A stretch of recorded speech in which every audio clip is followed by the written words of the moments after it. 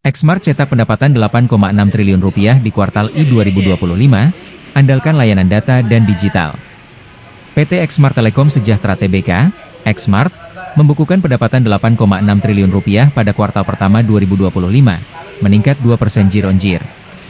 Kontribusi terbesar berasal dari layanan data dan digital yang mencapai 91% dari total pendapatan.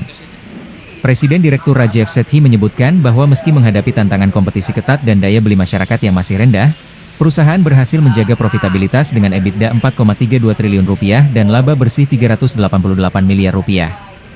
Kami fokus pada strategi FMC, Fixed Mobile Convergence, untuk memperkuat bisnis, ujarnya. Pertumbuhan pelanggan mobile sebanyak 1,2 juta secara year-on-year dan stabilnya jumlah pelanggan FBB, Fixed Broadband, di atas 1 juta menjadi fondasi utama pencapaian ini. Dengan total pelanggan mencapai 58,8 juta, ARPU, Average Revenue per User, XL Axiata sebelum merger tetap stabil di Rp40.000. Rajeev menekankan bahwa transformasi digital melalui aplikasi MyXL dan AXISNet turut mendukung personalisasi layanan, yang terlihat dari kenaikan kontribusi pendapatan aplikasi hingga 21%. Setelah resmi bergabung menjadi Xmart pada 16 April 2025, perusahaan menargetkan menjadi operator paling dicintai di Indonesia pada 2027. Dengan pangsa pasar gabungan 25% dan basis pelanggan 94,5 juta, Xmart berkomitmen memperluas konektivitas inklusif melalui investasi jaringan 4G dan fiber optik. Merger ini adalah langkah besar untuk memimpin transformasi digital Indonesia, kata Rajeev.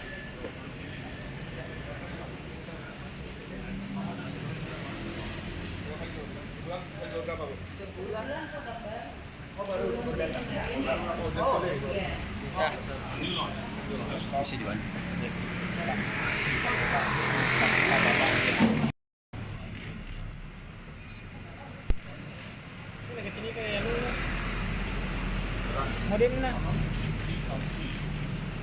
Mulai pa mi.